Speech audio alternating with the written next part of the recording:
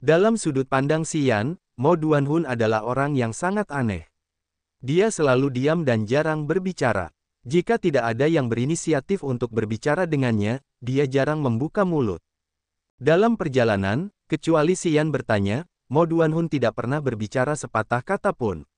Dia tampak tidak memiliki rasa ingin tahu apapun. Xian bertekad untuk mendapatkan lebih banyak pemahaman tentang Laut Kiara. Dia tidak peduli apakah Mo Duanhun tidak menyukainya atau tidak, selama dia memiliki pertanyaan yang ingin dia ketahui, dia akan segera menanyakannya. Mo Duanhun tidak pernah berbicara sendiri, tetapi ketika Xian bertanya, dia akan menjawab pertanyaannya satu per satu. Dari Mo Duanhun, Xian memperoleh cukup banyak informasi. Di Laut Kiara, ada 3 kekuatan besar. Selain keluarga Yang, ada keluarga Xia dan Evil Wonderland. Di antara keduanya, kekuatan Evil Wonderland tampaknya sedikit lebih tinggi daripada keluarga Xia. Pasukan prajurit di Laut Tak Berujung semuanya tidak biasa. Masing-masing memiliki aspek misterius dan menakjubkan, Evil Wonderland tentu saja tidak terkecuali.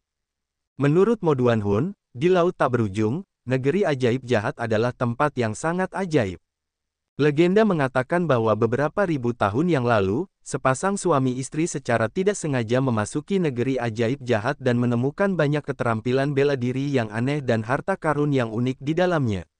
Mereka tahu bahwa negeri ajaib jahat adalah negeri ajaib misterius yang tersisa dari zaman kuno, jadi mereka menempati negeri ajaib jahat. Di dalam negeri ajaib jahat, ada banyak jenis keajaiban dan energi roh di sana sangat melimpah, itu adalah salah satu tanah berharga di Laut Kiara dengan energi roh yang paling kuat. Hal yang paling ajaib tentang negeri ajaib jahat adalah ruang pemeliharaan jiwa. Ruang pemeliharaan jiwa juga merupakan fondasi negeri ajaib jahat. Ketika berbicara tentang keadaan khusus tentang ruang pemeliharaan jiwa, Mo Duanhun tidak dapat menjelaskannya dengan sangat jelas. Namun, dia memberitahu Xian bahwa penggunaan terbesar dari ruang pemeliharaan jiwa adalah untuk membiakkan roh bela diri. Biasanya, jika satu orang dari pasangan memiliki roh bela diri, maka anak mereka akan memiliki kesempatan untuk mewarisi roh bela diri. Jika kedua belah pihak memiliki roh bela diri, maka anak mereka akan memiliki peluang lebih besar untuk memiliki roh bela diri, mereka bahkan dapat memiliki kemungkinan memiliki roh bela diri dari kedua orang tua mereka. Misalnya, tubuh Xian mengandung roh bela diri abadi dari keluarga Yang, dan roh bela diri keluarga Xi. Tipe orang seperti ini adalah seseorang yang diberkati dan dicintai oleh Tuhan, dan sangat langka. Namun, jika menyangkut anak-anak dari kebanyakan pasangan yang memiliki roh bela diri, mereka mungkin tidak dapat mewarisi roh bela diri, kemungkinan memiliki roh bela diri ganda juga sangat kecil. Hukum alam ini juga berlaku di Laut Tak Berujung. Alasan mengapa ruang pemeliharaan jiwa menarik adalah karena dapat meningkatkan kemungkinan bayi yang baru lahir memiliki roh bela diri. Jika pasangan yang salah satunya memiliki roh bela diri berhubungan di dalam ruang pemeliharaan jiwa, maka anak mereka akan memiliki peluang beberapa kali lebih besar untuk memiliki roh bela diri dibandingkan dengan kondisi normal. Ini sangat ajaib karena hampir bertentangan dengan aturan dunia. Setiap pasangan orang tua yang memiliki roh bela diri berharap agar anak mereka suatu hari nanti mewarisi roh bela diri mereka. Mereka ingin anak mereka sendiri menjadi salah satu yang teratas dan menjadi sosok kuat yang akan membuat semua orang kagum. Karena itu, ada banyak pasangan di Laut Tak Berujung yang akan melakukan perjalanan ratusan li dari laut lain, dengan harapan bahwa mereka dapat berhubungan di dalam ruang pemeliharaan jiwa, untuk meningkatkan kemungkinan roh bela diri bagi anak mereka yang belum lahir di masa depan. Tentu saja, tidak semudah itu untuk mendapatkan persetujuan dari negeri ajaib jahat. Pasangan yang datang ke Laut Tak Berujung dengan harapan untuk masuk ke ruang pemeliharaan jiwa, harus bergabung dengan negeri ajaib jahat terlebih dahulu dan menjadi salah satu dari mereka. Ini adalah syarat paling dasar. Hanya orang dalam yang berhak masuk ke ruang pemeliharaan jiwa. Selama ribuan tahun terakhir, aturan ini tidak pernah berubah. Selain itu, ada juga banyak jenis syarat lainnya. Biasanya, negeri ajaib jahat tidak akan menerima prajurit dari pasukan lain di Laut Tak Berujung. Bahkan jika mereka ingin bergabung dengan negeri ajaib jahat tidak akan menerima mereka. Untuk bergabung dengan negeri ajaib jahat, seseorang harus memiliki latar belakang yang jelas. Mereka harus diperiksa dengan cermat oleh negeri ajaib jahat, dan mereka harus membiarkan prajurit kuat dari negeri ajaib jahat masuk jauh ke dalam ingatan mereka dan memeriksa semuanya. Setelah dipastikan tidak ada masalah, maka mereka akan mempertimbangkan untuk menerima mereka. Bahkan orang-orang dengan latar belakang yang jelas masih perlu menjalani ujian negeri ajaib jahat sekali lagi. Mereka perlu mengetahui tingkat dan kekuatan jiwa bela diri orang tua, hanya mereka yang memiliki jiwa bela diri yang berharga, yang bermanfaat bagi masa depan negeri ajaib jahat, yang akan diizinkan masuk. Dapat dikatakan bahwa alasan mengapa negeri ajaib jahat menjadi salah satu dari 15 kekuatan besar laut tak berujung, adalah karena keberadaan ruang pemeliharaan jiwa. Tanpa ruang pemeliharaan jiwa, negeri ajaib jahat tidak akan mampu mengumpulkan begitu banyak prajurit yang kuat dan cakap, dan mereka juga tidak akan memiliki banyak prajurit kuat yang berguna. Jadi, dalam hal penggunaan ruang pemeliharaan jiwa, negeri ajaib jahat tidak bisa lebih berhati-hati. He Qingman dikandung di ruang pemeliharaan jiwa, ia memiliki dua roh bela diri yang berbeda, yaitu angin dan air. Keluarga He sudah menjadi keluarga terhormat di Laut Kiara. Salah satu orang tua He Qingman memiliki roh bela diri angin, dan yang lainnya memiliki roh bela diri air. Agar anak mereka lebih unggul dari yang lain, orang tua He Qingman mendekati negeri ajaib jahat. Setelah negeri ajaib jahat memeriksa dengan saksama orang tua He Qingman, He Luo dan Su Men, mereka menjadi orang-orang negeri ajaib jahat dan memperoleh hak untuk memasuki ruang pemeliharaan jiwa. Setelah He Qingman lahir, ia beruntung mewarisi kedua roh bela diri yang berbeda dari orang tuanya. Ia segera dibawa ke tanah harta karun oleh negeri ajaib jahat, dan dilatih sebagai seorang jenius dengan potensi yang luar biasa. Ia menjadi talenta muda paling luar biasa di generasi baru negeri ajaib jahat. Negeri ajaib jahat bukanlah sebuah keluarga, mereka tidak memiliki warisan roh bela diri, mereka bergantung pada keberadaan ruang pemeliharaan jiwa untuk menjadi salah satu dari 3 kekuatan besar di Laut Kiara. Namun keluarga Xia berbeda. Semangat bela diri reinkarnasi Xia Xinyan diwarisi dari keluarga Xia. Semua keturunan yang memiliki garis keturunan keluarga Xia memiliki kemungkinan memiliki semangat bela diri reinkarnasi. Namun, semangat bela diri reinkarnasi keluarga Xia juga dibedakan antara yang kuat dan yang lemah. Meskipun banyak orang dari keluarga Xia memiliki semangat bela diri reinkarnasi, mereka semua pada umumnya hanyalah semangat bela diri yang tidak berguna. Jika prajurit di kehidupan lampau mereka bukanlah seniman bela diri yang kuat, maka meskipun mereka memiliki semangat bela diri reinkarnasi, mereka tetap tidak dapat memperoleh banyak kekuatan dari kehidupan lampau mereka. Beberapa anggota keluarga Xia hanya menjadi tukang kebun, sarjana, atau pelajar di kehidupan lampau mereka. Maka semangat bela diri reinkarnasi yang mereka miliki, hampir tidak membantu kultivasi mereka. Orang-orang seperti ini tidak penting dalam keluarga Xia. Ada juga beberapa orang yang benar-benar menjadi prajurit di kehidupan lampau mereka, tetapi alam mereka tidak tinggi di kehidupan lampau, hanya berada di alam bencana atau alam bumi. Setelah memperoleh roh bela diri reinkarnasi, yang paling mereka miliki adalah pemahaman tentang alam prajurit bencana dan bumi, yang menyebabkan mereka harus sendiri setelah alam tersebut. Orang-orang semacam ini memiliki status dalam keluarga Xia, tetapi juga tidak memiliki banyak kepentingan. Dalam keturunan keluarga Xia yang memiliki roh bela diri reinkarnasi, hanya mereka yang merupakan prajurit di kehidupan sebelumnya dan memiliki alam yang sangat tinggi, yang dapat dianggap sebagai material berbakat. Dengan menggunakan roh bela diri reinkarnasi, mereka dapat menggunakan pemahaman dan pengetahuan bela diri dari kehidupan masa lalu mereka untuk langsung melakukan terobosan dan dengan cepat memasuki alam baru setiap kali mereka menemui hambatan selama kultivasi. Semakin tinggi alam prajurit di kehidupan masa lalu mereka, semakin cepat pula kecepatan kultivasi mereka. Kultivasi bela diri tanpa hambatan memiliki keuntungan yang sangat besar terhadap orang normal. Alasan mengapa roh bela diri reinkarnasi memiliki perbedaan yang kuat dan lemah juga karena standar yang krusial. Pada sebagian besar keturunan keluarga Xia, mereka hanya dapat memperoleh wawasan dan pengetahuan bela diri dari kehidupan masa lalu mereka setelah mereka memperoleh roh bela diri reinkarnasi, tetapi mereka tidak dapat memperoleh kekuatan reinkarnasi dari kehidupan masa lalu mereka. Namun, ada beberapa minoritas yang tidak hanya dapat memperoleh wawasan bela diri dari kehidupan masa lalu mereka, mereka bahkan dapat meminjam kekuatan reinkarnasi dari kehidupan masa lalu mereka di saat-saat kritis. Jika alam mereka di kehidupan masa lalu mereka sangat tinggi, kekuatan reinkarnasi yang dapat mereka pinjam juga akan sangat mengerikan. Xia Xinyan adalah anak yang sangat diberkati. Dengan menggunakan kekuatan reinkarnasi, dia dapat memasuki alam langit dalam waktu singkat. Itu berarti bahwa di kehidupan Xia Xinyan sebelumnya, alam prajurit terkuatnya seharusnya adalah alam dewa sejati. Hanya mereka yang telah berkultivasi ke alam dewa sejati di kehidupan sebelumnya yang akan dapat segera memasuki alam langit menggunakan kekuatan reinkarnasi setelah mereka memperoleh roh bela diri reinkarnasi mereka di kehidupan ini. Ini sangat menakutkan. Kehidupan sebelumnya menjadi prajurit alam dewa sejati berarti bahwa sebelum Xia Xinyan berkultivasi ke alam dewa sejati, dia dapat menggunakan wawasan bela diri dari kehidupan sebelumnya untuk mencegah hambatan selama kultivasi. Ini berarti bahwa Xia Xinyan pasti akan menjadi prajurit alam dewa sejati.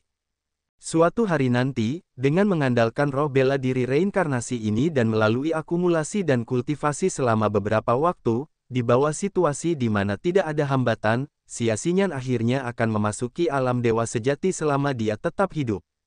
Hanya dengan itu, keluarga Xia tidak punya alasan untuk tidak mengerahkan semua upaya mereka pada Xia Xinyan. Pikirkan tentang hal ini, jika keluarga Xia memiliki prajurit alam dewa sejati di masa depan, seberapa tinggi keluarga Xia akan mencapai masa depan di laut tak berujung. Dan juga karena itu, status Xia Xinyan sangat menonjol di keluarga Xia. Kali ini jiwa Xia Xinyan terluka parah dan jika keluarga Xia tahu itu ada hubungannya dengan Xian, mereka mungkin akan menjadi marah. Mereka bahkan mungkin pergi dan menghadapi keluarga yang karena ini. Ketika Mo Duanhun berbicara tentang keajaiban jiwa bela diri Xia Xinyan, dia juga mengisyaratkan bahwa keluarga Xia mungkin akan marah, memberitahu Xian untuk berhati-hati. Ketika mereka sampai di Laut Kiara dan bertemu orang-orang dari keluarga Xia, sebaiknya dia memiliki rasa kesopanan dan tidak berbicara gegabah. Jika tidak, dia akan memengaruhi hubungan persahabatan selama bertahun-tahun antara kedua keluarga. Sepanjang perjalanan ke sana, Xian mempelajari banyak hal tentang negeri ajaib jahat dan keluarga Xia melalui Mo Duanhun. Negeri ajaib jahat memiliki ruang pemeliharaan jiwa, dan negeri ajaib itu sendiri adalah tanah harta karun kuno yang berisi banyak keterampilan bela diri yang luar biasa. Melalui ruang pemeliharaan jiwa, negeri ajaib jahat mengumpulkan banyak prajurit kuat di sekitar dan memperoleh banyak prajurit dengan jiwa bela diri yang berbeda. Kekuatan mereka seperti jaring yang menyebar di Laut Kiara, memiliki pengaruh yang luar biasa di banyak lautan lainnya. Jiwa bela diri reinkarnasi keluarga Xia misterius dan tidak dapat diprediksi, mereka dapat memperoleh wawasan bela diri dari kehidupan masa lalu mereka dan dengan cepat memecahkan hambatan selama kultivasi. Beberapa bahkan merupakan tokoh yang menentang jalannya alam seperti Xia Xinyan, yang berada di alam dewa sejati di kehidupan lampau mereka, dan dapat meminjam kekuatan reinkarnasi dari kehidupan lampau mereka untuk memasuki alam langit dalam waktu yang singkat. Baik itu negeri ajaib jahat atau keluarga Xia, perkenalan Mo Duanhun membuat Xian tercengang. Dibandingkan dengan negeri ajaib jahat dan keluarga Xia, keempat keluarga serikat pedagang memang berkali-kali lipat lebih lemah. Sumber daya yang mereka kendalikan juga jauh lebih buruk. Sebaliknya, negeri ajaib jahat dan keluarga Xia sudah sekuat dan menakutkan ini, kekuatan mereka sangat luar biasa. Namun di Laut Kiara, mereka masih bersedia berada di bawah keluarga Yang, dan menghormati keluarga Yang sebagai penguasa sejati Laut Kiara. Lalu seberapa kuatkah keluarga Yang? Menurut apa yang diketahui Xian, keluarga Yang telah menekan negeri ajaib jahat dan keluarga Xia selama berabad-abad. Selama berabad-abad ini, negeri ajaib jahat dan keluarga Xia tidak pernah berani menantang posisi keluarga Yang di Laut Kiara, mereka selalu mengikuti jejak mereka. Dengan kekuatan apa keluarga Yang menggunakan kekuatan yang begitu kuat seperti Evil Wonderland dan keluarga Xia mau tunduk untuk menyerah? Xian bingung jadi dia bertanya pada Mo Duanhun. Namun, Mo Duanhun tidak menjawab pertanyaan ini. Dia hanya berkata bahwa begitu mereka sampai di Pulau Abadi, dia akan perlahan mengerti. Xian dipenuhi rasa ingin tahu, dia menantikan perjalanan ke Laut Kiara ini. Xian mengganggu Mo Duanhun sepanjang perjalanan. Dari perkataannya, Xian mendapat banyak informasi tentang situasi di Laut Kiara. Selama perjalanan, singa guntur angin yang ditunggangi He Qingman terbang di depan mereka. Kecepatannya tidak terlalu cepat atau terlalu lambat, menjaga jarak dari kelelawar darah Qian. Waktu berlalu cepat, dan setelah setengah bulan, kelelawar darah Qian resmi melangkah ke Laut Kiara.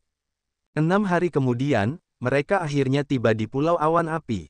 Tepat saat kelelawar darah Qian memasuki langit di atas Pulau Awan Api, suasana berapi-api muncul di udara. Luas pulau ini mirip dengan Pulau Menluo. Ada banyak gunung berapi di pulau itu, dan suhunya juga sangat tinggi. Namun, pulau ini kaya akan sumber daya, ia memiliki banyak mineral luar biasa dan beberapa bahan obat berharga yang menyukai tempat dengan suhu tinggi. Energi roh alami di pulau itu juga jauh lebih padat daripada Pulau Awan. Oleh karena itu, di Pulau Awan Api, ada banyak pasukan prajurit. Namun, pasukan prajurit di sini jauh lebih lemah dibandingkan dengan keluarga Yang, negeri ajaib jahat, dan keluarga Xia. Pasukan prajurit terkuat di sini adalah keluarga He. He Luo adalah penguasa Pulau Awan Api, dan juga orang yang paling berkuasa di Pulau Awan Api. Semua pasukan prajurit di pulau itu setuju dengan itu. Selain itu, keluarga He jelas memiliki kemampuan yang luar biasa. Alasan lainnya adalah keluarga He sudah menjadi bagian dari negeri ajaib jahat. Semua pulau di daerah ini berada di bawah pengaruh negeri ajaib jahat. Keluarga He seperti cabang negeri ajaib jahat dan telah melahirkan seorang jenius berbakat seperti He Qingman untuk negeri ajaib jahat. Tidak mungkin keluarga He tidak akan berkembang pesat. Di bawah terik matahari, Pulau Awan Api seperti kapal uap raksasa. Gelombang panas yang tak berujung bergulung-gulung, dan bahkan tanah di pulau itu tampaknya mengandung energi api. Ketika mereka tiba di atas Pulau Awan Api, Xian akhirnya tahu mengapa He Qingman berpakaian begitu tipis. Suhu di sini terlalu tinggi, jika dia mengenakan lebih banyak pakaian, dia mungkin akan berkeringat. He Qingman berdiri di atas tubuh singa guntur angin sementara kecepatannya sedikit melambat, sepertinya dia sedang menunggu sesuatu. Tak lama kemudian, kelelawar darah Qian yang membawa Xian perlahan bergerak mendekati singa guntur angin. Di atas singa guntur angin, He Qingman tampak acuh tak acuh. Dia tampak masih menyimpan dendam terhadap Xian. Namun, di hadapan Mo Duanhun, dia masih cukup hormat.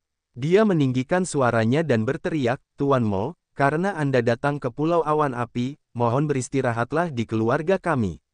Jika ada yang Anda butuhkan, kita bisa membicarakannya nanti." Kelelawar darah Qian merupakan simbol pengawal darah sura keluarga Yang. Ketika kelelawar darah Qian tiba di Pulau Awan Api, pastinya banyak pasukan prajurit di pulau itu yang terkejut. Jika kelelawar darah Qian pergi ke keluarga He, maka itu berarti Raja Sura Mo Duanhun akan tinggal di keluarga He. Bagi mereka, ini akan menjadi kehormatan yang sangat besar. Jika pasukan prajurit di pulau itu mengetahui bahwa Mo Duanhun tinggal di keluarga He, maka itu pasti akan meningkatkan rasa hormat dan ketakutan mereka terhadap keluarga He. Status keluarga yang di Laut Kiara setara dengan status keluarga He di Pulau Awan Api. Sebagai pemimpin dari 3 Raja Sura, jika Mo Duanhun pergi ke keluarga He, itu akan sangat meningkatkan status mereka di keluarga He, itu akan membuat pasukan prajurit di pulau itu lebih menghormati keluarga He. He Manxing mengetahui hal ini, itulah sebabnya dia berinisiatif untuk mengundang mereka, dia tidak akan melepaskan kesempatan ini untuk meningkatkan kekuatan berwibawa keluarga He hanya karena dia membenci Xian. Tanpa segera menjawab, Mo Duanhun hanya duduk di kelelawar darah Qian dengan ekspresi kaku. Sebaliknya, dia melihat ke arah Xian. Kepala keluarga He, He Luo, hanya berada di alam nirvana, meskipun dia adalah salah satu pejuang terkuat di Pulau Awan Api, di mata Mo Duanhun, dia hanyalah karakter yang tidak penting. Di keluarga-keluarga yang dibunuh Mo Duanhun di Laut Tak Berujung, banyak yang jauh lebih kuat daripada keluarga He, tetapi mereka semua dengan mudah dibantai olehnya. Dia datang kali ini hanya untuk Xian. Melalui bakat dan rahasia Xian, dia menyadari bahwa Xian akan menjadi tokoh penting dalam keluarga yang di masa depan, menyebabkan dia melihat Xian. He Qingman melihat bahwa Mo Duanhun melihat ke arah Xian, menyebabkan matanya tiba-tiba menjadi dingin. Dia mendengus dalam benaknya, berpikir bahwa rencananya akan sia-sia. Tentu, kami datang ke wilayah orang lain, kami harus bertemu dengan tuannya atau itu akan menjadi terlalu tidak sopan. Tanpa diduga oleh He Qingman, Xi Yan tersenyum dan mengangguk tanda setuju, kita tidak perlu terburu-buru. Mari kita beristirahat, lalu bertanya tentang situasi gunung berapi di Pulau Awan Api. Itu tidak akan mengganggu rencanaku. Baiklah, Mo Duanhun akhirnya mengangguk, lalu berkata kepada He Qingman, pimpin jalan. He Qingman tertegun sejenak, lalu akhirnya berbalik, menunggangi singa guntur angin menuju pusat Pulau Awan Api. Di atas kelelawar darah Qian, Xi Yan melihat ke bawah dan menyadari bahwa Pulau Awan Api benar-benar sangat mirip dengan Pulau Menluo, ada banyak gunung berapi di pulau itu serta tanaman yang hanya tumbuh di daerah tropis. 1. Kelelawar darah Qian terbang melintasi gelombang panas. Setengah jam kemudian, muncul di tengah Pulau Awan Api, lalu turun perlahan. Ini adalah rumah bangsawan dengan ratusan paviliun. Di dalam rumah bangsawan, ada aliran sungai dan jembatan kecil. Semak-semak dan tanaman tersebar di sekitarnya, dan paviliun di sini semuanya terbuat dari kayu. Tidak terlalu besar atau tinggi, dan memberikan kesan elegan dan puitis. Kelelawar darah Qian belum mendarat, tetapi sebaris prajurit sudah berjalan keluar dengan ekspresi tercengang. Mereka masing-masing berdiri di lapangan latihan raksasa dan menatap ke langit. Ketika kelelawar darah Qian mendarat, He Luo, yang memimpin, bahkan lebih terkejut. Dia hanya berdiri di sana dengan kehilangan kata-kata. Ayah, ini Tuan Mo. Dia datang kali ini ke Pulau Awan Api untuk suatu urusan, dan secara khusus datang ke keluarga He kami untuk mengunjungi kami. He Qingman tidak terganggu saat dia perlahan turun dari singa guntur angin dan berjalan lurus menuju He Luo. Dia kemudian berteriak, Tuan Mo dan saya baru saja kembali dari Pulau Awan. Kami sangat lelah karena perjalanan ini. Ayah, beritahu seseorang untuk menyiapkan pesta dengan cepat. Tubuh He Luo kurus, ia memiliki janggut panjang di dagunya. Ia sangat tampan dan dengan sikap anggun, memiliki pesona khusus seorang pria dewasa.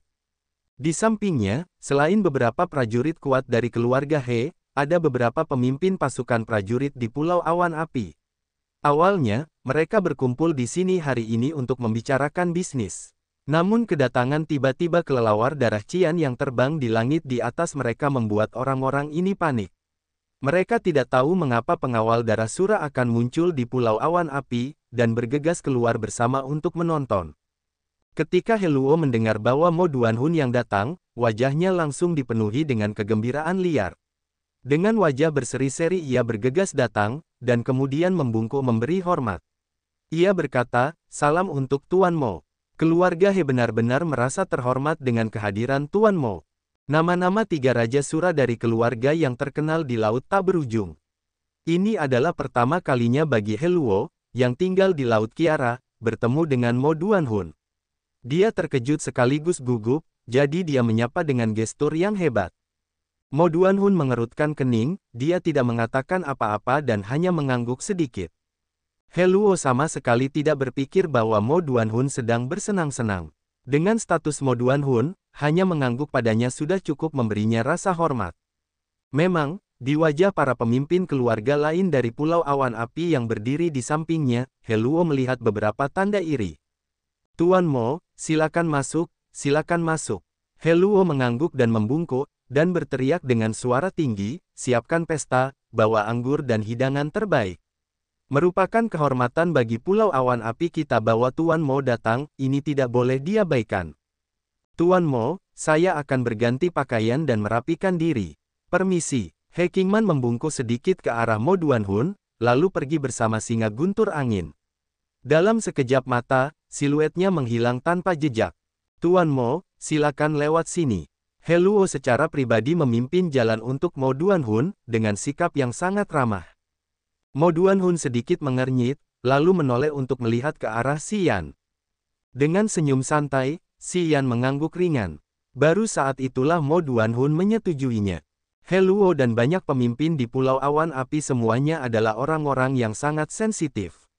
Mata mereka semua tiba-tiba berbinar dan tidak bisa menahan diri untuk tidak menatap Xi Yan, hati mereka dipenuhi dengan keterkejutan.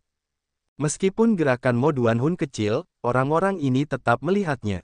Sebagai pemimpin dari 3 Raja Sura, Mo Duanhun sebenarnya secara pribadi meminta pendapat pemuda ini. Siapa orang ini? Wajah Heluo sedikit berubah, dia menjadi sedikit takut. Dia takut telah mengabaikan tamu terhormat itu, lalu buru-buru mencoba memperbaiki kesalahannya. Tuan Mo, siapakah saudara muda ini? Pulau Awan Api hanyalah tempat kecil, kita jarang sekali mendapatkan restu dari tamu terhormat seperti itu. Pengetahuanku juga tidak terlalu luas. Aku benar-benar terkutuk karena hampir mengabaikan tamu terhormat kita. Si Yan tercengang. Heluo memiliki tingkat kultivasi langit kedua alam nirvana. Beberapa orang di sebelahnya juga mengenakan pakaian mewah, sebagian besar memiliki kultivasi di alam nirvana. Hanya mereka yang berdiri di sana, menunjukkan betapa bergengsinya mereka. Mereka jelas merupakan tokoh terkemuka. Orang-orang ini, ketika memperlakukan Mo Duanhun, mencoba segala macam sanjungan untuk menyenangkannya.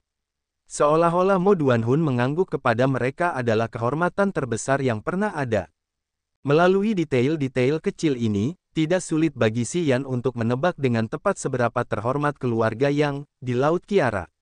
Si Yan, Mo Duanhun menjawab dengan acuh tak acuh, tidak mau repot-repot menjelaskan lebih dari ini.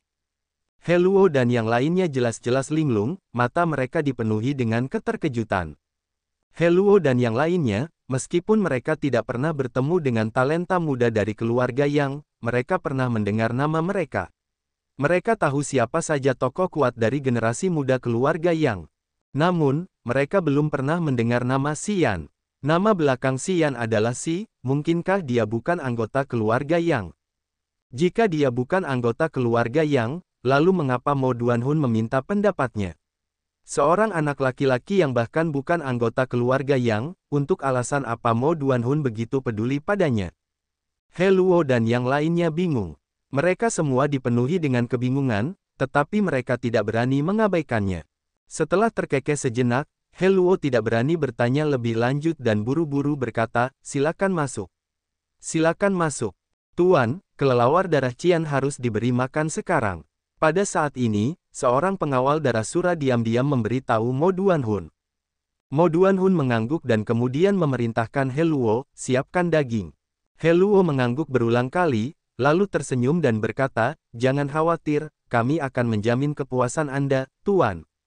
Kemudian Heluo meninggikan suaranya dan berteriak, demi kebanggaan Laut Kiara kami, layani kelelawar darah Qian dengan baik.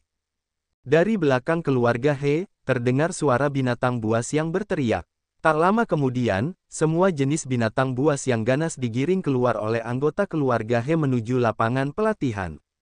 Singa, harimau, serigala, dan macan tutul ini semuanya cukup besar dan sangat ganas. Namun, di depan kelelawar darah Qian, mereka semua menggigil ketakutan. Bawa mereka ke tempat lain untuk diberi makan. Jangan membuat tempat mereka terlalu berdarah. Si Yan tersenyum, lalu memerintahkan pengawal darah Sura. Orang-orang ini langsung mengangguk, dan masing-masing memperingatkan tunggangan mereka sendiri. Kelelawar darah Qian tiba-tiba terbang dan langsung menangkap binatang buas itu, terbang ke kejauhan. Di bawah kelelawar darah Qian, binatang buas ini sebenarnya tidak melawan. Mereka semua dengan patuh dibawa ke langit, dan segera menghilang tanpa jejak. Tak lama kemudian, terdengar raungan dan jeritan binatang buas yang sekarat dari kejauhan. Tuan Mo, adik laki-laki Si Yan, silakan masuk. Heluo terus menyunggingkan senyum di wajahnya saat dia berkata sambil membungkuk. Ekspresi Si Yan tetap tidak berubah, dia dan Mo Duanhun mengikuti Heluo dan berjalan menuju bagian belakang rumah keluarga He. Pulau Awan Api, keluarga He. Di aula yang sangat megah, terdapat berbagai macam buah-buahan dan makanan lezat. Anggur harum yang lezat dibawa dari botol ke botol.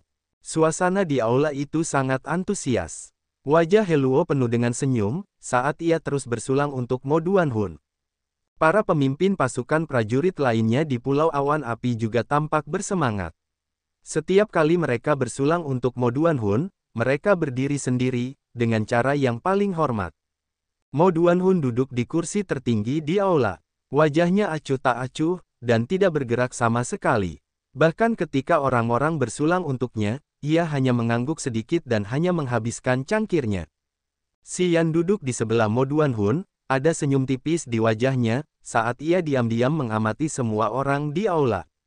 Orang-orang terkemuka di Pulau Awan Api ini, ketika menghadapi Mo Duanhun, semuanya sangat sopan dan tersenyum menyanjung. Jika Mo Duanhun sedikit mengangguk pada mereka, mereka akan tampak sangat tersanjung, bagi si Yan itu tampak sangat lucu.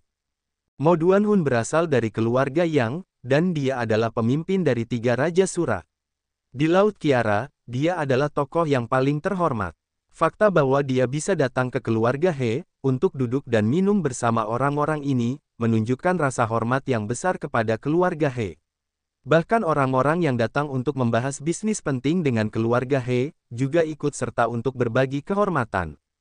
Orang-orang ini mungkin memiliki status yang sangat tinggi di Pulau Awan Api, tetapi dibandingkan dengan Mo Duanhun, ada jarak yang tidak dapat diatasi. Mereka bahkan tidak memenuhi syarat untuk memasuki Pulau Abadi. Di masa lalu, mereka hanya mendengar nama terkenal Mo Duanhun, dan belum pernah bertemu dengannya. Hari ini mereka akhirnya menangkap kesempatan itu, tentu saja mereka tidak akan melepaskannya. Mereka menggunakan segala macam sanjungan untuk mencoba mendapatkan hubungan yang lebih dekat dengan Mo Duanhun, berharap bahwa mereka akan meninggalkan kesan yang baik dalam pikiran Mo Duanhun. Meskipun Pulau Awan Api berada di bawah pengaruh negeri ajaib jahat, tetapi apa yang dikatakan keluarga yang diperhitungkan di Laut Kiara. Mereka harus melakukan perjalanan melalui Laut Kiara sepanjang waktu, jika suatu hari mereka ceroboh dan mengganggu keluarga Yang, maka jika Mo Duanhun dapat mengucapkan beberapa kata yang baik untuk mereka, itu bahkan dapat menyelamatkan seluruh pasukan mereka. Oleh karena itu, ketika mereka merawat Mo Duanhun, dapat dikatakan bahwa mereka adalah yang paling berdedikasi yang pernah ada, hanya dengan harapan bahwa mereka dapat meninggalkan kesan yang baik. Tentu saja, karena detail kecil dari Mo Duanhun sebelumnya, meskipun mereka tidak jelas tentang identitas asli si Yan, mereka masih sangat berhati-hati. Ketika mencoba untuk menyenangkan Mo Duanhun, mereka tidak melupakan si Yan, dan sering bersulang untuknya. Si Yan tidak menolak satu pun dari mereka. Setiap kali seseorang bersulang untuknya, dia akan menghabiskan cangkirnya, tanpa jejak kesombongan. Karena suhu di Pulau Awan Api sangat tinggi, buah-buahan tropis yang dihasilkan di sini juga memiliki kekhasannya sendiri, manis dan lezat. Tentu saja si Yan tidak menahan diri, dia mencicipi setiap buah-buahan ini, dan tampak cukup nyaman. Di tengah-tengah pesta, di bawah komando Heluo, banyak gadis cantik berpakaian terbuka, mengenakan kerudung tipis, dan memegang instrumen, datang perlahan. Mata cerah para wanita ini menggoda, mereka memperlihatkan lengan mereka yang berkulit putih dan pinggang yang lentur, menari di ruang kosong aula. Mereka sesekali mengedipkan mata pada Mo Duanhun dan si Yan, dengan tatapan menyanjung yang tampak seperti mereka menawarkan diri. Mo Duanhun tidak menunjukkan reaksi apapun terhadap ini, ekspresinya kaku seperti sebelumnya, seperti dia tampaknya tidak peduli dengan ini. Ekspresi si Yan juga acuh tak acuh, dia tidak terlalu memperlihatkan sifat aslinya. Dia minum anggurnya, sambil tersenyum menatap gadis-gadis yang cantik, langsing, dan anggun pada saat yang sama. Ketujuh gadis itu semuanya muda dan cantik. Tubuh mereka berlekuk-lekuk, dan ketika mereka menari, payudara mereka bergoyang-goyang, tampak sangat menggoda. Hal yang paling langka adalah bahwa gadis-gadis ini tampaknya tahu misi mereka. Mereka juga tahu bahwa orang-orang yang duduk di depan mereka semuanya adalah tokoh-tokoh terkemuka. Mereka akan menari di depan Mo Duanhun dan si Yan, sambil samar-samar memperlihatkan bagian-bagian tubuh mereka yang paling indah, seolah-olah para pria ini diizinkan melakukan apapun yang mereka inginkan. Wajah Heluo penuh dengan senyuman sementara dia diam-diam mengamati Mo Duanhun dan si Yan, dan jika mereka menunjukkan minat, dia kemudian akan mengatur agar gadis-gadis ini pergi mencari si Yan dan Mo Duanhun di malam hari, untuk mempersembahkan tubuh mereka bagi si Yan dan Mo Duanhun untuk dicicipi perlahan-lahan. Mo Duanhun tidak pernah menyukai wanita, hal ini, sebagian besar prajurit Laut Kiara tahu dengan jelas. Heluo diam-diam mengamati selama beberapa saat, dan juga menyadari bahwa Mo Duanhun tampaknya benar-benar tidak tertarik pada wanita cantik.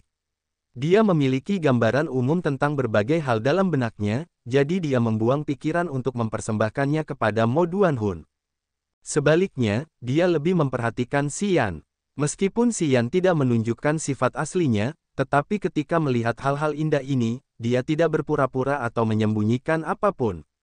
Matanya menunjukkan ekspresi kagum, dan dia secara terbuka menatap tubuh mereka yang indah dan berlekuk. Hati Heluo merasa senang, dia perlahan mendapat ide bagus, dan begitu pesta berakhir, dia berencana untuk membiarkan ketujuh gadis ini pergi ke kamar Xian bersama-sama, dan membiarkannya memilih salah satu dari mereka. Segera, ketujuh gadis ini diam-diam pergi, tetapi sebelum mereka pergi, ketujuh gadis ini diam-diam mengedipkan mata pada Xian, dengan mata mereka yang penuh cinta. Hehe, ketujuh gadis ini adalah 7 bunga emas dari Pulau Awan Api kita. Mereka masih perawan dan memiliki standar yang sangat tinggi. Biasanya saat tamu kehormatan datang, mereka akan menari mengikuti satu lagu dan segera pergi. Namun hari ini kulihat ketujuh gadis ini sangat menyukai adik laki-lakinya, mereka terus menatapnya. Adik laki-lakinya memang memiliki pesona yang luar biasa. Setelah ketujuh gadis itu pergi, Heluo tertawa dan mencoba menyanjung Xian. Sambil tersenyum, Xian sedikit menggelengkan kepalanya. Tentu saja dia tahu apa yang dimaksud Heluo, dia juga tahu ketujuh gadis ini jelas merupakan harta paling berharga bagi Heluo. Alasan mengapa Heluo menjaga keperawanan gadis-gadis ini adalah untuk memanfaatkan mereka di saat-saat genting. Biasanya dia tidak akan mau mengeluarkan mereka, karena dia tidak menemukan sosok yang benar-benar terhormat untuk disenangkan. Saat Heluo mengatakannya seperti ini, jelas bahwa dia akan membayar harga yang sangat tinggi. Jika Xian mengangguk, Heluo mungkin akan segera membuat pengaturan, nanti gadis-gadis ini mungkin langsung muncul di kamarnya. Xian mengerti situasinya. Jika dulu, dengan kepribadiannya, dia mungkin tidak akan berpura-pura menjadi orang baik dan akan menikmati kesenangan dengan senang hati. Namun sekarang Xian masih tidak sadarkan diri, dan itu karena dia mencoba menyelamatkannya. Hal ini membuat Xian tertekan, dia tidak tega bermain-main dengan gadis-gadis, dan karena itu menggelengkan kepalanya untuk menolak niat baik Heluo. Heluo sedikit terkejut, dia pikir dengan usia Xian, dia seharusnya tidak memiliki banyak perlawanan di depan kecantikan. Ketujuh gadis ini dipilih dengan cermat olehnya, masing-masing memiliki penampilan yang paling menarik, ditambah lagi mereka memiliki tubuh yang seksi, dan semuanya masih perawan. Heluo sangat percaya diri pada gadis-gadis ini, bahkan ketika dia menghadapi ketujuh gadis ini, seringkali sulit baginya untuk mengendalikan diri. Dia diam-diam mengamati Xian untuk sementara waktu. Dari ekspresi Xian dan sorot matanya, dia pikir Xian pasti tidak akan menolak lamaran yang menarik ini. Jadi ketika Xian menggelengkan kepalanya, Heluo sangat terkejut. Ayah, untuk mencapai tujuannya, orang ini akan mengorbankan kecantikannya yang luar biasa, 7 bunga emas kecil yang tak berakal. Pada saat ini, suara manis He Qingman tiba-tiba terdengar dari belakang aula.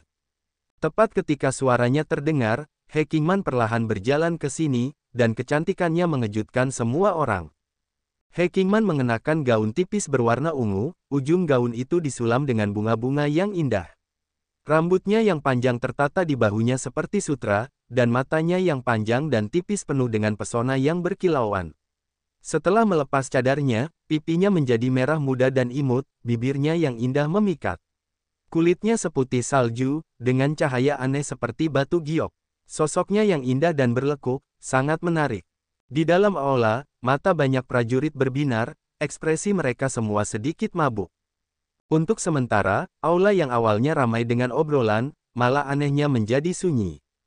Bahkan Mo Duanhun mengangkat kepalanya dan melirik He Qingman, dan terkejut dengan kecantikannya yang mengagumkan. Xian melirik He Qingman, matanya juga tiba-tiba berbinar. Meskipun dia tidak menyukai wanita ini, tetapi dia tetap terpesona oleh kecantikannya. He Qingman sebenarnya memiliki tingkat kecantikan yang sama dengan Xia Xinyan. Xia Xinyan mulia dan anggun, sementara He Qingman mempesona dan menawan. Meskipun gaya mereka berbeda, mereka berdua terlahir sangat cantik. Baik itu wajah atau tubuh mereka, semuanya sempurna. Hei tua, gadis kecilmu benar-benar tumbuh semakin cantik. Aku ingin tahu anak laki-laki keluarga mana yang akan mendapatkan kesenangan di masa depan.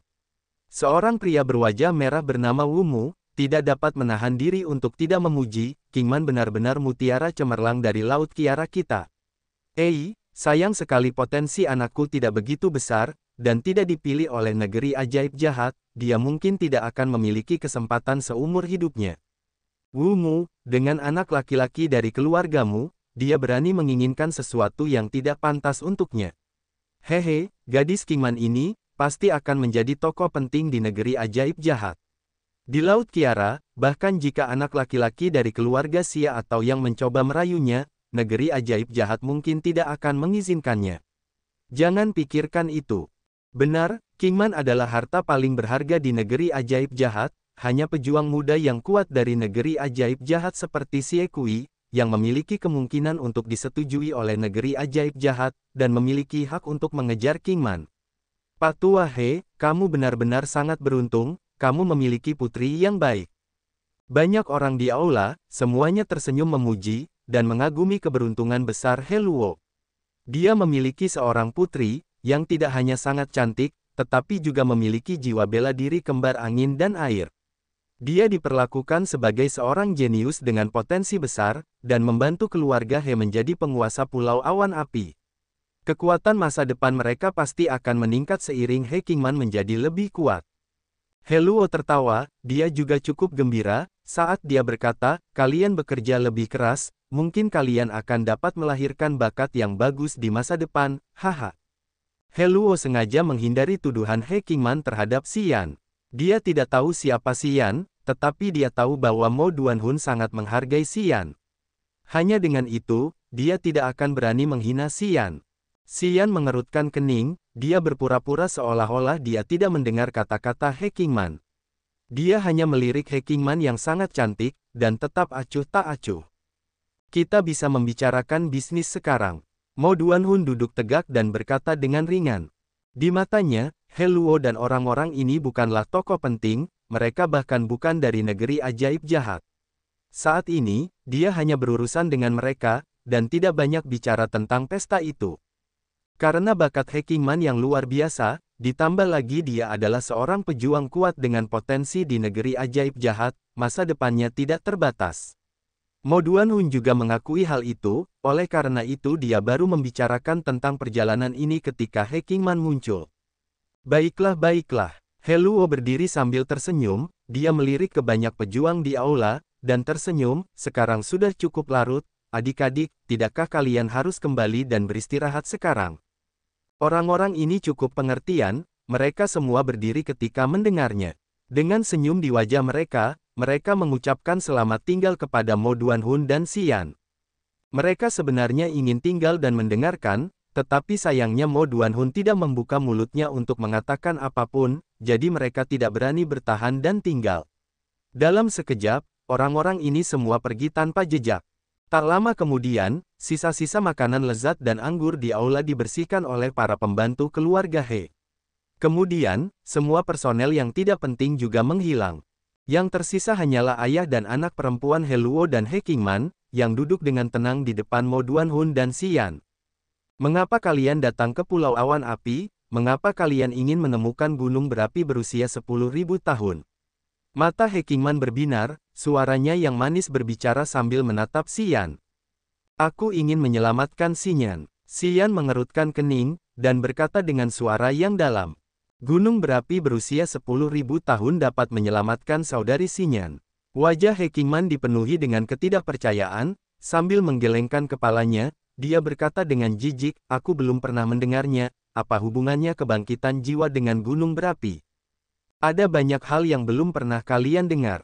Xian bersikap acuh tak acuh saat dia berkata dengan ringan, jika aku berkata aku bisa menyelamatkannya, maka aku bisa.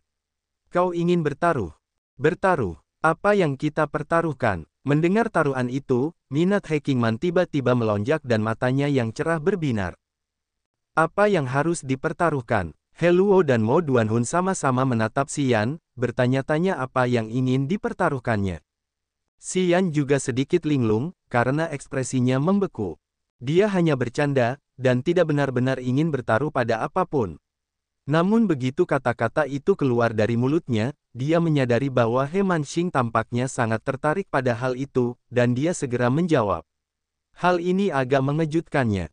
Senyum di bibir He Luo, tiba-tiba membeku. Dia berkata dengan canggung, Kingman, kebiasaan burukmu kambuh lagi.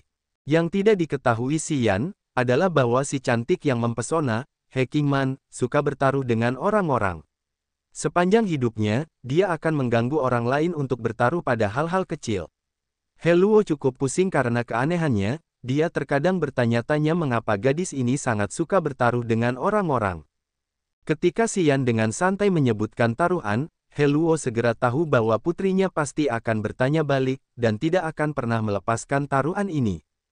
Dia tahu bahwa He Kingman tidak hanya suka bertaruh dengan orang-orang, tetapi perilaku berjudinya juga tidak bagus. Ketika dia menang, dia akan ceria dan gembira, jika dia kalah, dia akan marah besar. Begitu mendengar bahwa Xian akan bertaruh dengannya, He Luo tidak bisa berhenti tersenyum getir dalam benaknya, tahu bahwa ini pasti akan menjadi buruk. Ayah, serahkan ini padaku. He Kingman melotot padanya, dia mengangkat kepalanya dan berkata dengan arogan, sepanjang hidupku, ketika aku bertaruh dengan orang lain, aku jarang kalah. Benar, tentu saja kamu tidak akan kalah. Semua orang tahu bahwa begitu kamu kalah, kamu pasti akan meledak dalam kemarahan, dan akan menggunakan segala macam cara untuk menghilangkan rasa malu. Siapa yang berani menang melawanmu? Wajah He Luo muram, ekspresinya berubah semakin aneh. Ayolah, apa yang ingin kamu pertaruhkan? He Kingman bersemangat, pipinya memerah, dan matanya yang penuh cinta berkilau dengan cahaya misterius. Dia menatap Xian dengan intens seperti seorang penjudi yang terobsesi. Xian tertegun, dia menatapnya dengan tatapan aneh di matanya, bagaimana kamu ingin bertaruh? Terserah kamu. He Kingman mendengus pelan, lalu berkata dengan arogan, pokoknya, aku pasti tidak akan kalah. Sial, alis Xian berkedut, karena merasa terprovokasi olehnya. Dengan tatapan mesum, dia menyipitkan mata dan mengamatinya dari ujung kepala sampai ujung kaki. Bajingan, apa yang kamu lihat? Mata He Kingman yang cerah dipenuhi amarah, aku akan mencungkil matamu. He Kingman berada di langit pertama alam bumi, di generasi muda negeri ajaib jahat, dia adalah salah satu prajurit terkuat. Bahkan di seluruh Laut Kiara, sangat jarang ada seseorang yang begitu mudah melangkah ke alam seperti itu. Evil Wonderland pasti telah menghabiskan banyak obat-obatan dan harta karun yang berharga, hingga membuatnya begitu sombong. Apa yang sedang kulihat? Xian menyipitkan matanya sedikit, dan sebuah ide terbentuk di benaknya. Senyumnya juga perlahan menjadi aneh. Dia memprovokasinya, tentu saja aku melihatmu. Bagaimana dengan ini, jika kamu kalah, kamu akan menanggalkan pakaianmu dan membiarkanku melihat tubuhmu selama 1 menit. Berani bertaruh.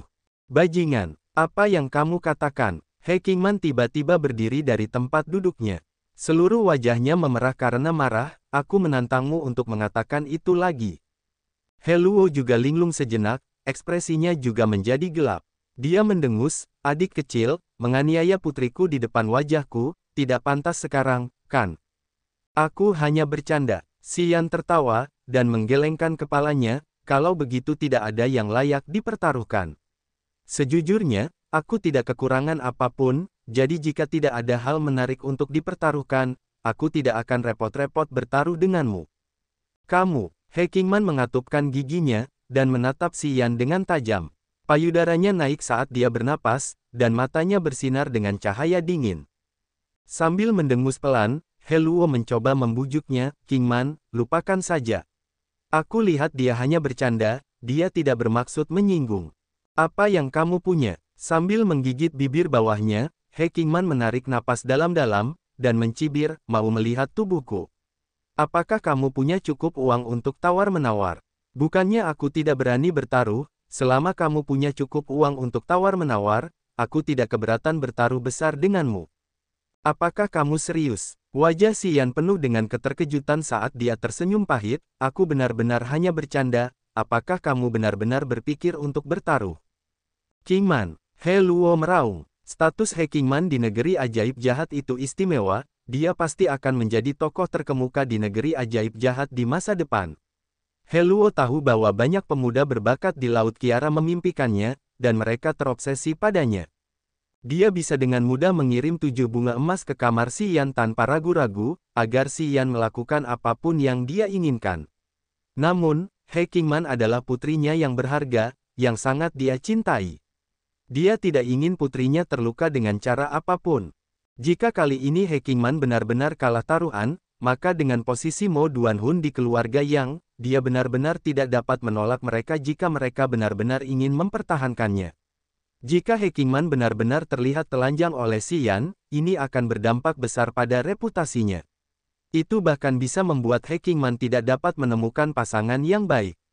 Mungkin bahkan Evil Wonderland akan menyalahkan mereka. Dia tidak mampu membelinya. Dia juga tidak ingin menggunakan reputasi putrinya untuk bertaruh untuk beberapa barang. Ayah, serahkan ini padaku. He Qingman bersikeras, dia mengangkat kepalanya saat wajahnya berubah dingin, aku tidak percaya dia bisa membangunkan saudari Xinyan. Jiwa saudari Xinyan terluka parah oleh Master Iblis Mojito, roh bela diri reinkarnasi bertahan melawan satu gelombang serangannya, tetapi karena kekuatan serangannya, jiwanya menjadi kacau. Sekarang ingatannya dari beberapa kehidupan sebelumnya semuanya kusut bersama, dan dia jatuh ke tingkat keheningan terdalam. Aku bahkan tidak tahu metode untuk membuat saudari Xinyan bangun. He Qingman hanya menjelaskan apa yang terjadi di lembah di Pulau Awan. He Luo terkejut setelah mendengar itu, ekspresinya menjadi sangat terkejut. Jiwa Master Iblis Mojito jatuh, dan Raja Iblis Bo Sun menunjukkan avatar kerangkanya. Adegan yang terjadi di dalam lembah, membuat He Luo tercengang. Dia tidak pernah bisa membayangkan, bahwa luka Xia Xinyan adalah kerusakan berat pada jiwanya. Ditambah lagi orang yang menyerang adalah Master Iblis Mojito. Beberapa waktu lalu ketika Xia Xinyan digendong ke halaman belakang oleh singa petir angin milik He Qingman, He Luo mengira Xia Xinyan hanya mengalami luka ringan di tubuhnya, jadi dia tidak terlalu memikirkannya. Dia juga tahu bahwa setelah menggunakan roh bela diri reinkarnasinya, tubuhnya akan rusak parah, dan dia mungkin akan pingsan. Dia selalu mengira bahwa itulah situasi Xia Xinyan. Sekarang setelah He Qingman mengatakannya, dia menyadari bahwa luka Xia Xinyan jauh lebih parah dari yang dia bayangkan. Sebagai penguasa Pulau Awan Api, dengan kultivasinya di alam nirvana, He Luo telah mendengar tentang luka pada jiwa. Saat itu keluarga Xia juga memiliki prajurit kuat lainnya yang mengalami jenis kerusakan jiwa yang sama, dan ingatannya dari kehidupan sebelumnya bercampur dengan kehidupannya saat ini. Setelah itu dia tidak pernah bangun, dan menjadi seseorang yang sudah hampir mati. He Luo tahu, bahwa bahkan keluarga Xia, mungkin tidak akan dapat melakukan apapun. Pada saat itu, keluarga Xia memiliki seorang prajurit kuat yang mengalami situasi yang sama dengan Xia Xinyan. Demi membangunkan orang itu, keluarga Xia mengerahkan seluruh kekuatan mereka bahkan pergi mencari Evil Wonderland dan keluarga yang untuk mencari solusi. Ketiga kekuatan itu mendiskusikan ini bersama-sama, dan tampaknya telah menemukan sebuah metode. Akhirnya mereka mencobanya, tetapi bukan saja tidak membuat orang itu bangun, tetapi malah membuat jiwa orang itu runtuh, dan menyebabkan kematian dini. Sejak saat itu, situasi seperti ini menjadi masalah sulit yang tidak ada solusinya. Itulah sebabnya ketika Mo Duanhun tahu tentang kondisi Xia Xinyan, ia menggelengkan kepalanya dan mendesah. Masalah seperti ini yang bahkan tidak dapat dipecahkan oleh ketiga kekuatan itu bersama-sama, apa yang membuat anak ini mampu. He Luo tertegun sejenak, lalu ketika dia menatap Xian lagi, dia juga berpikir bahwa Xian hanya bercanda. Dia pasti tidak akan memiliki kekuatan untuk membangunkan Xia Xinyan, jadi He Luo merasa yakin bahwa He Qingman tidak akan kalah dalam taruhan ini. He Qingman melihat ayahnya berhenti berbicara, jadi dia tentu tahu bahwa ayahnya menyadari bahwa Xian tidak akan menang. He Qingman mendengus, dan menatap Xian dengan jijik, apakah kamu tahu harga diriku? Kamu ingin melihat tubuhku, apakah kamu memiliki cukup daya tawar? Qingman, He Luo terbatuk, dan mengerutkan kening, adik kecil hanya bercanda, jangan menganggapnya terlalu serius. Karena Mo Duanhun sangat menghargai Xian, He Luo juga takut jika He Manxing mendesak terlalu keras, Mo Duanhun tidak akan senang. Selain itu, meskipun dia tahu bahwa Xian akan kalah, He Luo tetap tidak ingin menggunakan tubuh putrinya untuk bertaruh pada hal seperti itu. Lagi pula, jika kabar ini tersebar, itu tidak akan bagus, dan itu akan berdampak pada reputasi putrinya. Melihat He Qingman begitu agresif, Xian, yang baru saja akan membiarkannya begitu saja, tiba-tiba mengerutkan kening. Dia benar-benar telah memancing amarahnya. Sambil menarik napas dalam-dalam, Si Yan terdiam. Dia diam-diam membuka ransel di belakangnya, dan mengeluarkan 7 kristal iblis berwarna berbeda, terang dan berkilau. 7 kristal iblis ini, semuanya berasal dari binatang iblis tingkat 7. 7 keping kristal iblis tingkat 7. Begitu 7 kristal iblis itu keluar, aula itu diterangi cahaya. Lampu kristal yang terang menyilaukan mata mereka, dan memancarkan cahaya yang indah ke aula. Mata Mo Duanhun menjadi cerah, dia menatap Si Yan dan merasa sedikit terkejut. Kristal iblis, seru Heluo, ini level berapa? Level 7, semuanya kristal iblis level 7. Si Yan berkata dengan suara yang dalam. He Qingman juga tercengang. Cahaya aneh melintas di matanya yang indah, saat dia menatap kosong ke-7 keping kristal iblis level 7 ini. Binatang iblis tingkat 7, sebanding dengan para penguasa alam langit. Kristal iblis juga merupakan sumber kekuatan bagi binatang iblis, mereka memiliki banyak kegunaan yang luar biasa. Mereka tidak hanya dapat digunakan sebagai bahan utama dalam pengobatan, tetapi mereka juga dapat melunakkan dan memurnikan senjata dewa lainnya. Bagi beberapa prajurit yang mengolah keterampilan rahasia, jika mereka memperoleh kristal iblis dari elemen yang sama, mereka pasti akan sangat meningkat kekuatannya. Bahkan di laut tak berujung, kristal iblis adalah barang yang sangat berharga. Kristal iblis tingkat 7, bahkan lebih langka dan berharga. Belum lagi, 7 buah sekaligus. 7 kristal iblis tingkat 7, 2 di antaranya berelemen angin, 1 berelemen air. Mo Duanhun menatap ke-7 kristal iblis ini sejenak, lalu tiba-tiba mengucapkan kata-kata ini. Ayah dan anak itu, Heluo dan He Qingman, keduanya tampak terkejut, wajah mereka dipenuhi dengan ketidakpercayaan. Semangat bela diri Heluo berelemen angin, dan He Qingman memiliki kedua elemen angin dan air. Jika mereka berhasil memperoleh kristal iblis level 7 ini, maka itu mungkin dapat meningkatkan semangat bela diri mereka secara signifikan.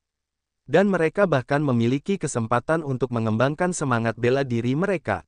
Heluo merasa napasnya menjadi cepat, sorot matanya juga menjadi semakin bergairah. 7 keping kristal iblis level 7, aku akan menaruh semuanya sebagai alat tawar-menawar.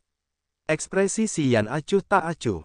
Dia menatap tajam ke arah He Qingman yang bertubuh indah, dan berkata dengan ringan, apakah itu cukup? Wajah cantik He Qingman memerah, napasnya cepat dan matanya yang cerah memancarkan cahaya yang menakjubkan.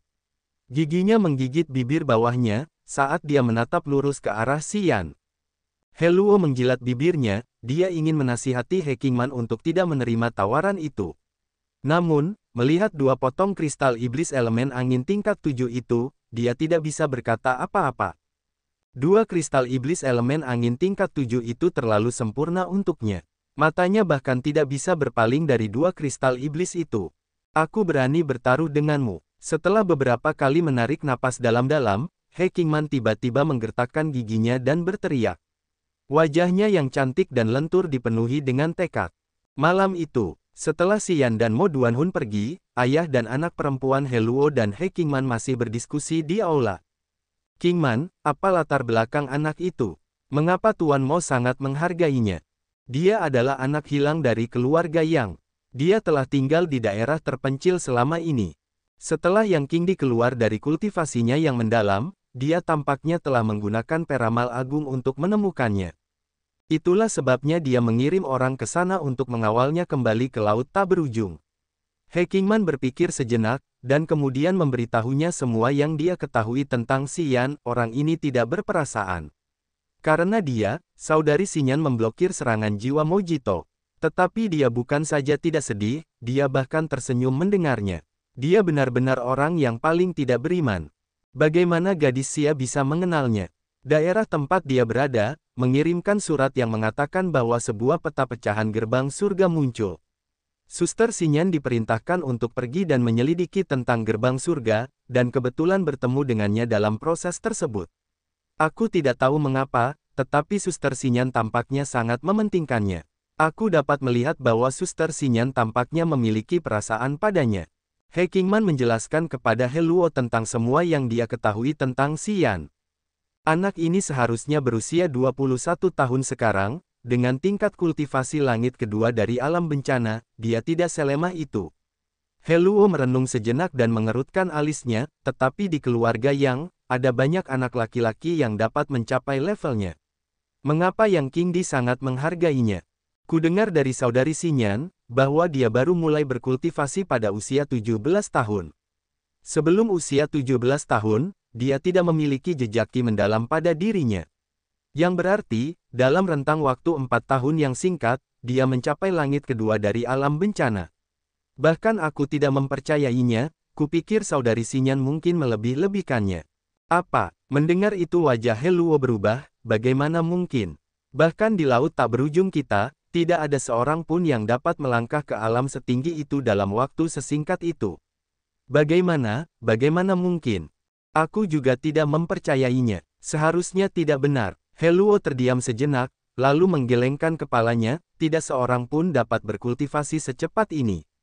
Tidak ada kekuatan di laut tak berujung yang dapat melakukan itu, apalagi tempat terpencil itu. Aku juga berpikir saudari Xinyan mungkin telah ditipu olehnya. He Qingman mengangguk. Qingman, taruhan ini, sungguh seharusnya tidak dilakukan. He Luo mendesah. Kenapa aku tidak boleh? He Qingman mengerutkan kening dan kemudian mendengus dengan suara manisnya, Dialah yang bersikeras memberi kita kristal iblis, akan sangat disayangkan jika tidak mengambilnya. Saya tidak percaya dia dapat memecahkan masalah yang bahkan tidak dapat dipecahkan oleh ketiga kekuatan itu. Aku tahu dia tidak akan bisa melakukannya. He Luo mengangguk. Dia tentu saja berpikir bahwa Xian pasti tidak akan bisa melakukan apapun. Tapi, jika kita hanya mengambil 7 keping kristal iblis level 7 miliknya melalui taruhan, itu tidak akan pantas. Tuan Mo sedang mengawasi ini, setelah itu bukankah dia akan berpikir bahwa kita berdua menipunya? Wajah cantik He Qingman marah. Si mesum ini, dia berani memiliki pikiran seperti itu tentangku, jadi dia pantas mendapatkannya. Aku khawatir jika keluarga yang tahu tentang ini, mereka akan merasa kesal. He Luo mendesah. Tidak mudah bagi keluarga He untuk mencapai tempatnya sekarang. Kamu tahu tentang kekuatan keluarga yang di Laut Kiara. Jika keluarga yang merasa tidak puas, maka ayahmu dan aku harus melakukan semuanya dengan hati-hati mulai sekarang. Jika keluarga yang mengetahui kesalahan kita, maka seluruh keluarga kita akan hancur. Ayah, kamu terlalu banyak berpikir. Meskipun keluarga yang sombong, mereka tidak akan bersikap tidak masuk akal. He Qingman menghiburnya, lagi pula, keluarga He kita adalah bagian dari negeri ajaib jahat. Bahkan jika keluarga yang tidak menghargai keluarga kita, mereka harus memberikan sedikit muka pada negeri ajaib jahat. Mereka tidak akan bertindak gegabah. Semoga saja begitu. He Luo masih sedikit khawatir, dia merenung sejenak, dan berkata, setelah ini kita akan mengambil 3 potong yang berelemen angin dan air. Meskipun sisanya sama berharganya, itu bukanlah yang kita butuhkan. Mengambil 4 potong lebih sedikit, berarti bahkan jika keluarga yang tahu, mereka seharusnya tidak benar-benar marah. Petik 2. Itu tergantung pada bagaimana dia akan bersikap. He Qingman mengangkat kepalanya, dan berkata dengan suara marah, dia terlalu hina, beraninya dia meminta usulan yang kasar seperti itu. Jika aku tidak memberinya pelajaran, maka dia akan benar-benar berpikir kita mudah diganggu. Aku juga melakukan ini untuk membalas dendam saudari Xinyan, jadi pria tak berperasaan ini bisa tahu bahwa wanita tidak boleh diganggu. He Luo menggelengkan kepalanya dan tersenyum kecut, ya ampun, kenapa kau mau menerima taruhan seperti ini? Untung saja hanya kita berempat yang tahu, kalau tidak, kalau berita ini sampai tersebar, reputasimu akan sangat buruk. Ayah tidak akan memberitahu siapapun, aku juga pasti tidak akan memberitahu, dan Tuan Mo bukanlah orang seperti itu. Anak ini pasti akan kalah, jadi, tentu saja, dia tidak akan mengatakan hal yang memalukan seperti itu. Tidak ada yang perlu dikhawatirkan.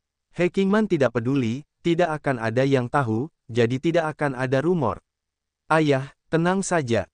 Setelah He Qingman mengatakannya seperti ini, He Luo memikirkannya sejenak, dan juga sedikit menenangkan pikirannya. Itu benar, tidak akan ada yang tahu tentang ini, dan ini juga tidak akan memengaruhimu.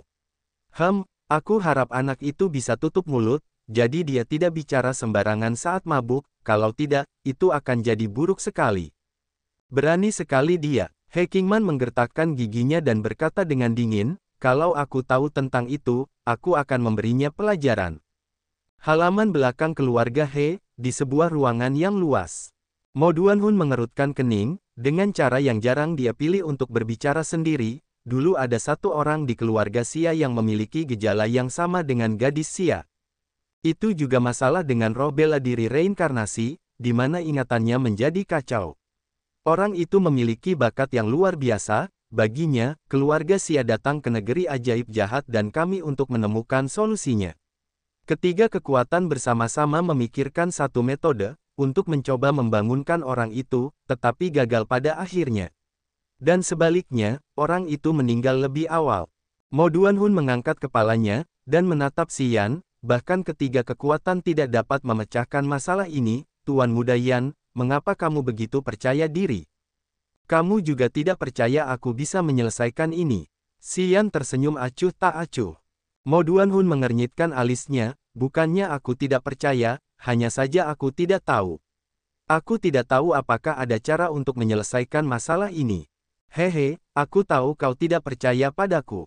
Xian tersenyum dengan riang, tapi jangan khawatir, jika aku berani menggunakan 7 keping kristal iblis level 7 untuk bertaruh, tentu saja aku akan merasa sedikit percaya diri.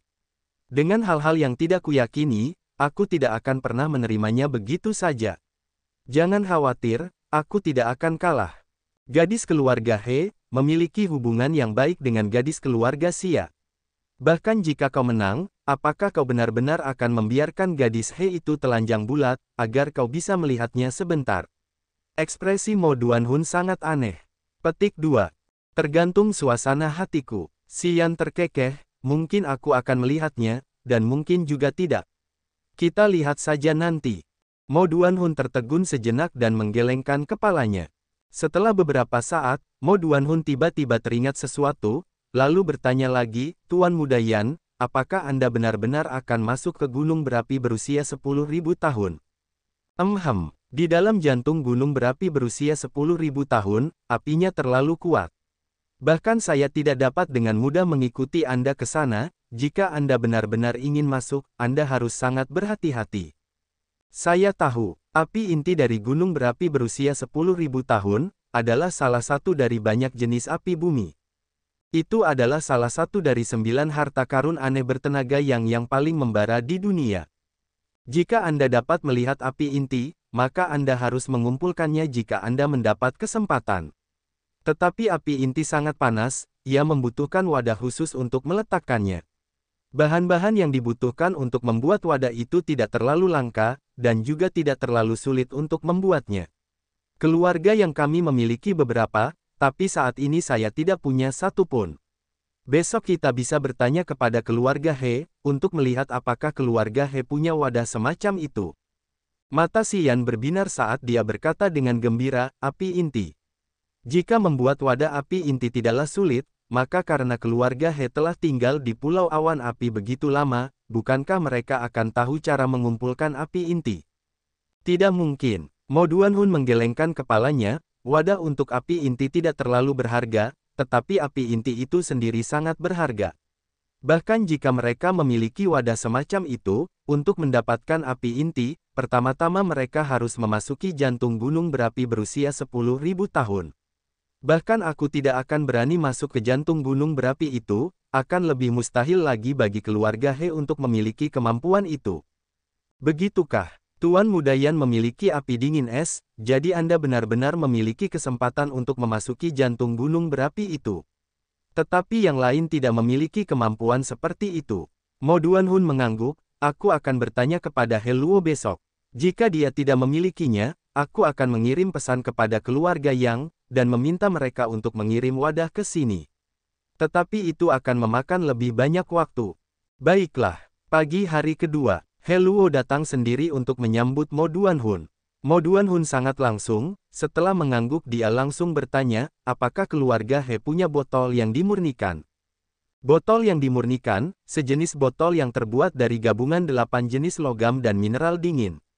Botol itu bisa digunakan untuk menampung api inti. Botol yang dimurnikan tidak terlalu berharga, tetapi orang biasa tidak tahu cara membuatnya. Karena setelah membuat botol yang dimurnikan, botol itu hanya bisa digunakan untuk menampung api inti, dan tidak ada kegunaan lain. Hanya para ahli yang ingin mengumpulkan api inti, yang akan membuatnya terlebih dahulu. Para pandai besi senjata biasa, tidak akan mencoba membuat botol yang dimurnikan. Botol yang dimurnikan. Mendengar Mo Duanhun meminta botol yang dimurnikan membuatnya bingung, botol yang dimurnikan yang bisa menampung api inti. Mo Duanhun mengangguk. Aku akan bertanya pada anakku yang tidak berguna itu, anak itu tidak tertarik untuk berlatih bela diri, dia malah suka bermain dengan benda-benda kecil ini. Beberapa waktu lalu ku dengar dia ingin membuat botol yang dimurnikan, berharap suatu hari dia akan beruntung untuk mengumpulkan api inti. Aku tidak tahu apakah dia berhasil atau tidak. Heluo ragu sejenak lalu berkata, tunggu sebentar, Tuan Mo, aku akan mengirim seseorang untuk memanggilnya ke sini segera. Baiklah, kemarilah. Seorang lelaki tua berwajah pucat muncul, dia berdiri kokoh di depan Heluo, dan berkata dengan hormat, aku di sini. Panggil bocah Helai ke sini, jika dia memiliki botol yang dimurnikan padanya, katakan padanya untuk membawanya ke sini langsung. Heluo memberi perintah. Aku akan melakukannya. Setelah 5 menit, He Qingman yang bertampang malas, dengan mata cemerlangnya, dan seorang anak laki-laki gemuk yang tampak berusia sekitar 10 tahun, berkumpul. Di bawah sinar matahari pagi, He Qingman tampak berseri-seri, dengan sosoknya yang cantik dan kaki-kakinya yang jenjang nan elok saat ia berjalan dengan penuh cinta. Hal itu membuat mata orang-orang terpesona. Xian meliriknya, dan diam-diam memujinya dalam benaknya. Ia harus mengakui bahwa wanita ini sungguh sangat cantik. Temperamennya yang mempesona, benar-benar dapat membuat jantung pria manapun berdebar kencang. Anak laki-laki gemuk kecil di belakang He Qingman tampak agak mirip dengan Heluo. Sayangnya tubuhnya gemuk, sorot matanya sedikit menyimpang, ditambah lagi punggungnya sedikit melengkung. Di samping He Qingman, ia benar-benar tampak menyedihkan. Mo Duanhun juga linglung sejenak, ia menatap Helai dan bertanya kepada Heluo dengan perasaan aneh, ini putra kecilmu. Batuk, batuk. Heluo sedikit malu saat dia terkekeh pelan, dia lahir dariku dan pembantu istriku. Potensinya sedikit buruk, dan memiliki sifat yang sulit diatur, dan sangat ingin menjadi pandai besi, jadi dia bermain-main dengan barang-barangnya yang berantakan sepanjang hari. Namun karena dia tidak memiliki jiwa bela diri api di dalam dirinya, tidak ada pandai besi yang mau menerimanya sebagai murid. Anak ini sering meminjam api dari gunung berapi di sini untuk membuat beberapa benda kecil. Meskipun api itu sulit digunakan di tempat-tempat yang terkenal, tetapi terkadang dia benar-benar dapat membuat beberapa benda yang berguna. Ayah, untuk apa kau menemukanku?